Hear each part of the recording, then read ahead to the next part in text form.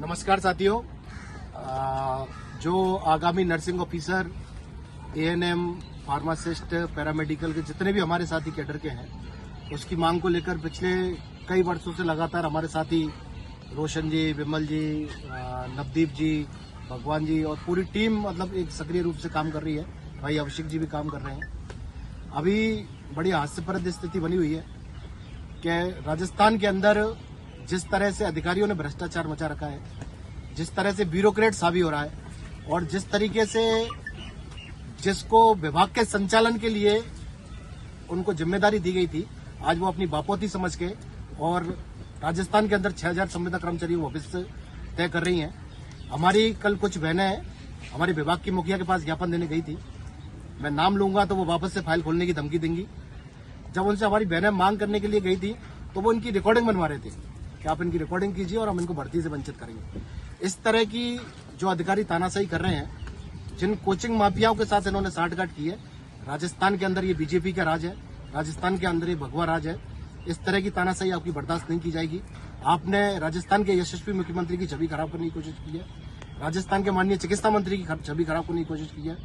इसको लेकर पिछले 2 से 3 दिन तक पूरे राजस्थान के अंदर से साथी जयपुर में रुके हुए हैं। अधिकारी को इसलिए लगाया जाता है कि वो कर्मचारी की पीड़ा को सुने, ना कि उसको धमकाए। इस तरह के वीडियो आपके पूर्व में भी यूटीवी के जब कुछ साथी आपसे मिले थे तो आपने भी उस समय भी यही शब्द यूज किए थे कि आप सरकार से पूछ के पैदा हुए क्या। उस समय भी आपका सरकार ने कहीं ना कहीं साठगांठ किया। मानते हैं आपकी अप्रोच ऊपर तक है, लेकिन आज राजस्थान के अंदर 6000 संविदा कर्मचारी सड़कों पर आ गए हैं। हम राजस्थान के मुख्यमंत्री महोदय और चिकित्सा मंत्री महोदय से अपील करते हैं कि इस तरह के भ्रष्ट अधिकारियों को तुरंत प्रभाव से इनके पद से निलंबित किया जाए। और राजस्थान के तमाम कोने तक जहां तक मेरी आवाज जा रही है, उन सभी साथियों से मेरी अपील है कि आज हनुमानगढ़ से, बारा से, कोटा से भी बहुत साथी आज पिछले 2 से 3 दिन से रुके हुए हैं। माननीय पूर्व चिकित्सा मंत्री राजेंद्र राठौड़ साहब के घर के बाहर धरना चल रहा है। राठौड़ साहब हमारे लिए इस समय संकट मोचक की तरह कार्य कर रहे हैं। उन्होंने पूर्व में भी संविदा कर्मचारियों के लिए एक संकट मोचक की तरह काम किया है।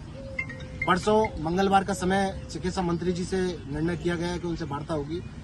कल सोमवार का दिन है साथियों। आने वाले 10 से 15 दिन हमारे भविष्य को तय करेंगे। अब इन 10 से 15 दिन में हम ये तय कर लेते हैं कि हमें भर्ती किस आधार पर करानी है, या हम ये तय कर लेते हैं कि अध्यक्ष कौन बनेगा, उपाध्यक्ष कौन बनेगा, सचिव कौन बनेगा, मेरा नाम क्यों नहीं आया, उसका नाम क्यों नहीं आया।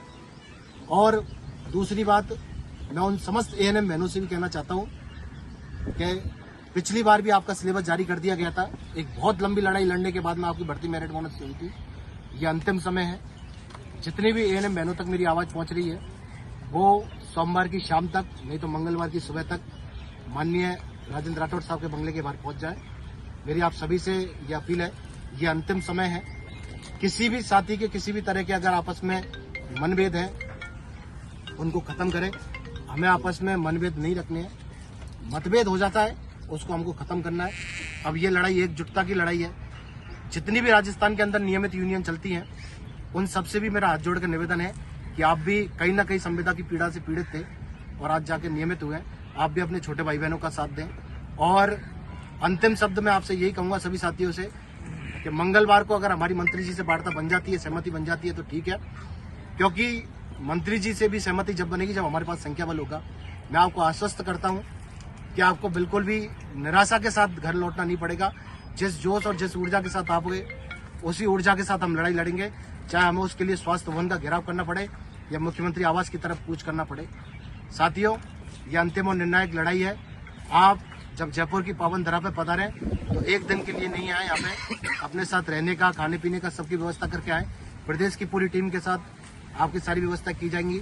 और अंतिम रूप से मैं राजस्थान के यशस्वी मुख्यमंत्री महोदय और चिकित्सा मंत्री महोदय जी से यही अपील करूंगा कि राजस्थान के इन समस्त 6000 संविदा कर्मचारियों की पीड़ा को समझें और आगामी भर्ती प्रक्रिया को मेरिट और वोटर संख्या आधार पर किया जाए।